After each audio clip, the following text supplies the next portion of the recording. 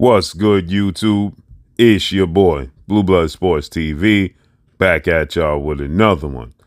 So undefeated, 3-division world champion, former junior welterweight undisputed world champion, currently the reigning undisputed welterweight world champion, superstar boxer, who is widely considered by many to be the #1 best pound-for-pound fighter in the world, in Terence Bud Crawford. Terence Crawford is now 40 wins, no losses, no draws, 31 big wins by way of knockout. He is 35 years of age, 5'8", with a 74-inch arm reach.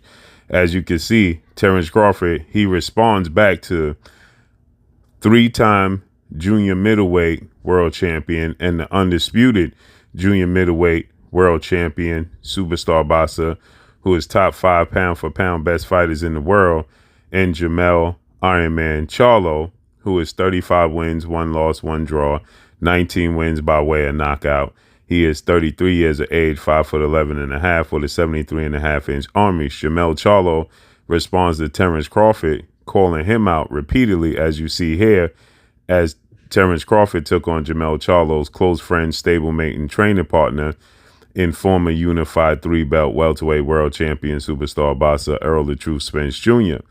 And Terence Crawford has been aggressively calling out Jermell Charlo, to which Jermell Charlo has responded by saying that he's going to fulfill his obligations. And as he's daring to be great, jumping up from 154 all the way up to 168 to challenge 4-division world champion, Mexican superstar boxer, who is the undisputed super middleweight world champion, in Saul Canelo Alvarez. Canelo Alvarez is 59 wins, 2 losses, 2 draws, 39 big wins by way of knockout. So Jermell Charlo, September 30th, Las Vegas, Nevada, T-Mobile Arena, will be challenging Canelo Alvarez and daring to be great. And Jermell Charlo, as you see here, he states that once he's shocked the world, because he's the underdog in this fight. So once he shocks the world, September 30th, he's coming back down to defend his crown. Said, I'm the king of the junior middleweight division. And somebody let Terence Crawford know that we can make this happen ASAP. And he added Terence Crawford, to which Terence Crawford, he responded in the same manner he responded to a fighter in the past, which was Jose Benavidez Jr. And he stated to Jose Benavidez Jr., when Jose Benavidez Jr. called out Terence Crawford, he told Jose Benavidez Jr., focus on your fight before you don't make it to your fight. Stay focused on your fight before you don't have your fight. Right. And then he ended up fighting Jose Benavidez Jr. and he ended up knocking out Jose Benavidez Jr. in the 12th round of that fight. So Terence Crawford, he responds in a similar manner to Jermell Charlo, telling Jermell Charlo, essentially, focus on your fight September 30th. And he says, I wish you nothing but the best. Now, obviously, they both have obligations in front of them, because Terence Crawford, he has to contractually rematch with Errol Spence Jr. Errol Spence Jr. is now 28 wins, 1 loss, no draws, 22 big wins by way of knockout. He is 33 years of age, 5'9" and a half, with a 72-inch arm reach. He held the WBA, WBC, IBF world titles. He was top 2, if not #1, but definitely top 5 pound-for-pound best fighters in the world, until his shocking, dominating loss to Terence Crawford, July 29th, Las Vegas, Nevada, T-Mobile Arena, where he was dropped in the 2nd round, dropped twice in the 7th round, and stopped ultimately in the 9th round. And he lost all the other rounds in between that, aside from many people gave him the 1st round. So it was considered a 50-50 fight on paper, but the fight itself proved to be nothing of the sort. Okay, it proved to be a one-sided dominant performance on the part of Terence Crawford. And oddly enough, Errol Spence, he was the one that stated that this was going to be a one-sided beatdown. It was a one-sided beatdown. It was just not in his favor.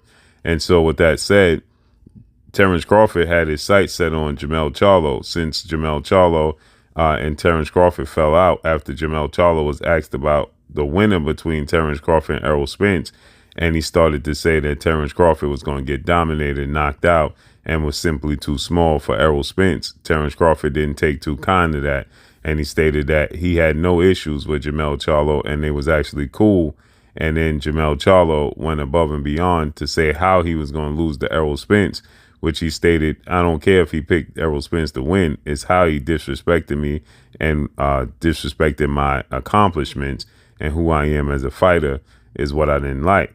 And so from that point forward, Terence Crawford, he set his sights on Jermell Charlo as well as Errol Spence Jr.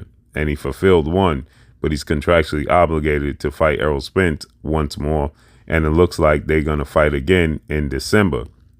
And obviously, Jermell Charlo has this fight with Canelo Alvarez. Now, one thing I have an issue with is that Canelo Alvarez is not going to walk away quietly. If he was to lose, that would be a upset loss for Canelo Alvarez, who's a bigger man. He's not bigger in stature, but he's bigger in weight. And Canelo Alvarez is going to want a rematch clause, as he's seen as the face of the sport of boxing. There's no way Canelo Alvarez is just going to go off quietly if Jermell upsets him, beats him, and takes all his belts, and there's no rematch clause. Similar to Terence Crawford and Errol Spence, they had a rematch clause for the loser that they had 30 days to activate and petition to immediately have a rematch, to which Errol Spence did so. And it looks like December is going to be the date. But Errol Spence, because he suffered such a brutal loss, he's been suspended by the Nevada State Boxing Commission. And so he can't participate in any boxing activities until after September 28th. So he has a 2-month suspension. But that puts him right on par to rematch Terence Crawford in December. So like I said, there's no way Canelo Alvarez is going to get upset, allow Jermell Charlo to come to super middleweight, defeat him, then walk off in the sunset, go back down to 54 and challenge Terence Crawford without there being some repercussions. Canelo Alvarez is going to want his get back. He is very competitive and he wants to control the narrative. So with that said, I highly doubt that Canelo Alvarez is just going to allow Jermell Charlo to beat him, go back down to 54 like nothing ever happened, and move on with his career. That's not going to be the case. He allowed that to happen with Dimitri Bivol, but that was because he was not a world champion at 175. Dimitri Bivol was. He was the challenger. So he allowed that to go. But there's no way he's going to do that at 168. Too much to lose for Canelo. Canelo Alvarez has plans to eventually rematch against Dimitri Bivol, who defeated him and dominated him. He lost all but 3 rounds in his second attempt to become a second-time world champion at light heavyweight at 175.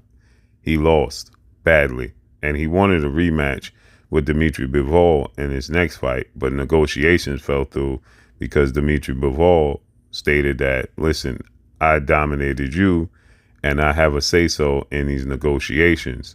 And as I told you, Canelo Alvarez, he is considered the face of the sport of boxing, and he wants to control the narrative. He wants to control everything. So Canelo Alvarez is not willing to waver, and he did not waver with Dimitri Bivol. So it fell through because Dimitri Bivol, he stood on his square, and he stated, well, if you want this, then I need that. He wanted, if you want to pull, then I'm going to push. And Canelo Alvarez wasn't having it. And so Canelo Alvarez walked away. And that's how we ended up with Jermell Charlo fight. So we have to see how this fight, Jermell Charlo, plays out before we talk about Terence Crawford facing off against Jermell Charlo. And not to mention, we cannot overlook Errol Spence Jr. in this entire equation, because Errol Spence Jr. has the heart of a lion. Errol Spence Jr. is a dog. Errol Spence Jr. is going to have this fight now at 154. He's going to feel more comfortable. He's going to feel less drained, and he's going to be looking for get back. Errol Spence is a competitor as well, and he has a huge chip on his shoulder.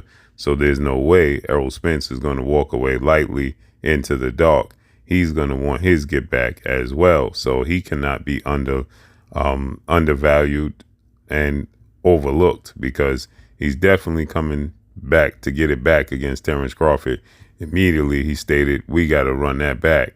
So Errol Spence is not going away quietly. Terence Crawford is going to have another performance of his career to beat Errol Spence, because this time Errol Spence understands there is no tomorrow, there is no rematch clause, and if he loses again, then people are going to write him off. Errol Spence understands what he's up against, and he wants to become a world champion again as well. So let's see how this all unfolds and plays out. But it's very interesting. That's all I got for y'all. Make sure you hit the like button. Drop a comment in the comment section. Let me know what y'all think.